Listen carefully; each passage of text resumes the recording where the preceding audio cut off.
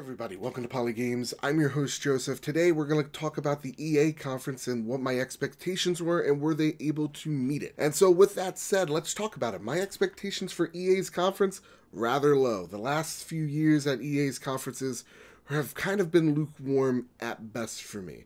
For me, it's a whole lot of let's show you a whole bunch of sports games, show you some things we've already shown before, and then let's walk out of here. We'll give you one surprise. How do you like that? Walking into it, my same expectations, and sadly, it even undershot it. You know, the first few minutes were pretty cool. I liked how they came out and they said, hey, we understand that Battlefront 1 kind of didn't meet a lot of people's expectations.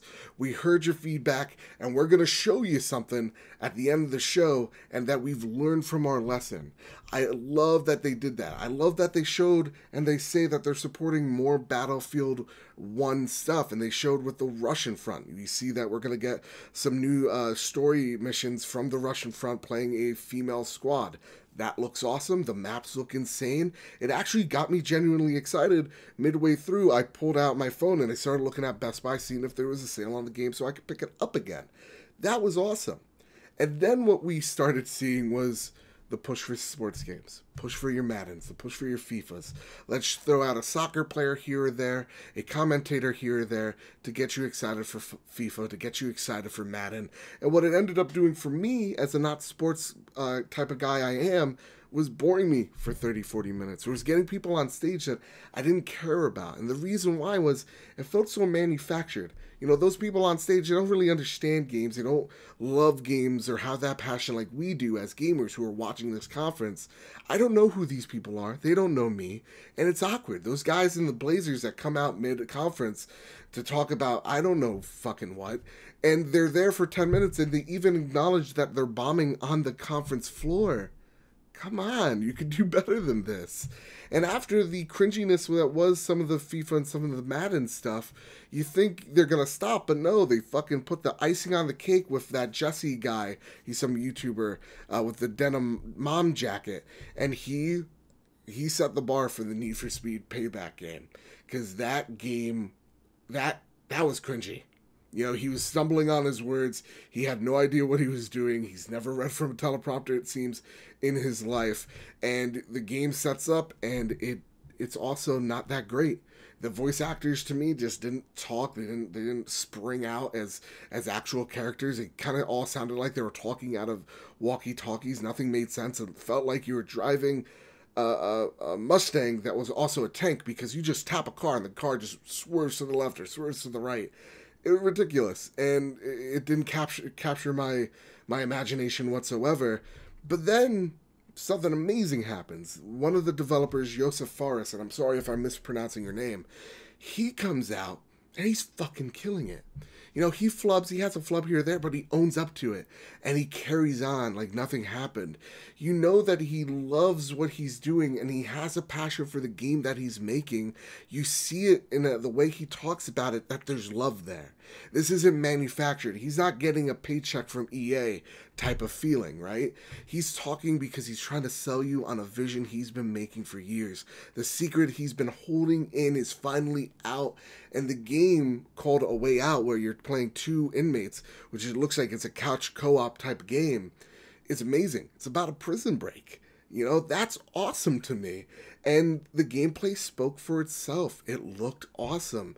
And he didn't need to describe as what was going on as much, other than saying, look it, you know, this guy's in a cutscene, but your guy is doing something else at the same exact time. You can do things in multiple different ways to get a different outcome. It's awesome. That game was the highlight of this conference, and if we saw more people as passionate as Joseph was, we would have had a fucking terrific conference.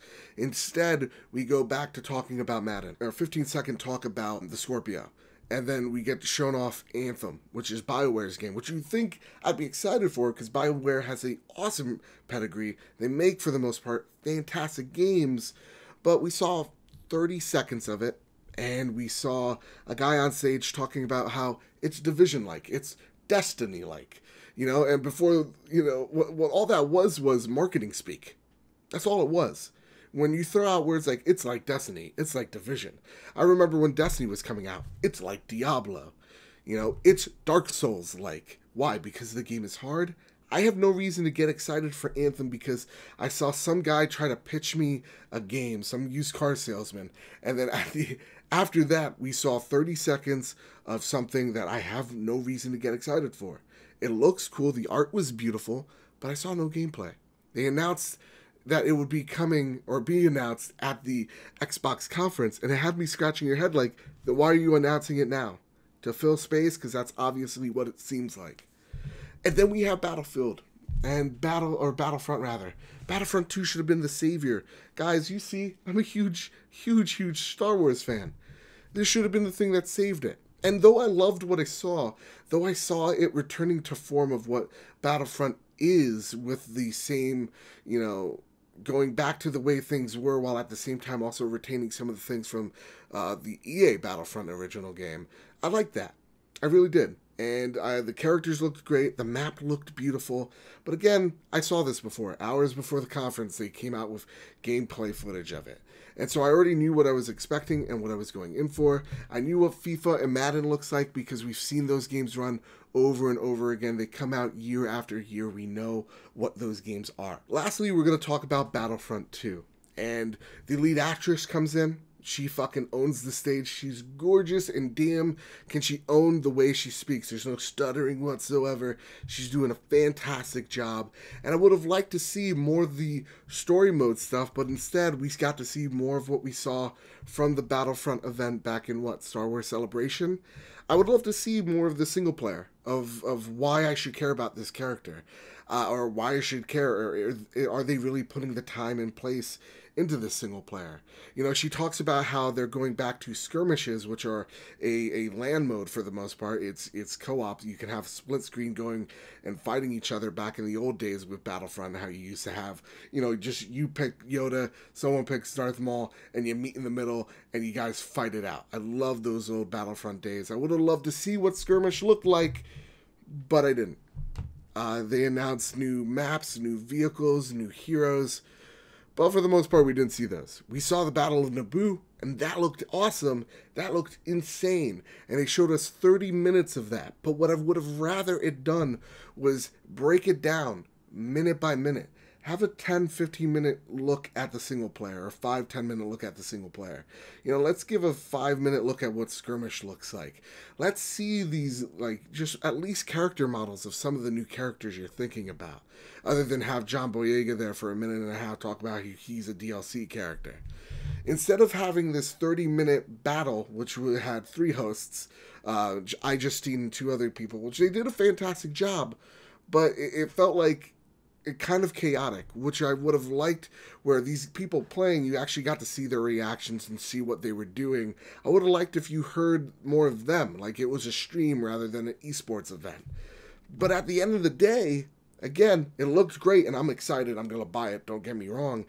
It couldn't hold up what was this conference of lackluster showing. Of these games that are recycled every single year, you know what you're going to get, and shown off here, and these people that just come out on stage and you know they're there for a check, and nothing more and nothing less. Battlefront 2 could not save this conference. A Way Out, which looked amazing, could not save this conference.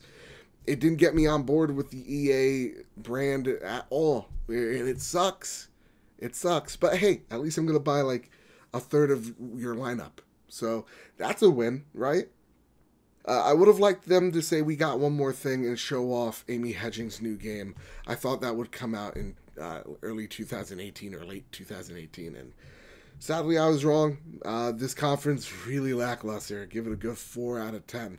I give it, if I were to rate it from a Konami to an Ubisoft, I would rate it a Square conference. So with that said, if you like what you see, please hit like, share, subscribe. It helps me out. It shows me that you care. As we are covering this E3 conference, things are going to get crazy, but the next conferences we're going to do are Microsoft and Bethesda. So please, if you are excited, click that bell if you're a subscriber, subscribe if you aren't, and let me know what you guys thought of the EA conference down below. With all that said and all that out of the way, my name's Joseph. I hope you enjoyed. Keep your wits about you, and have a great day.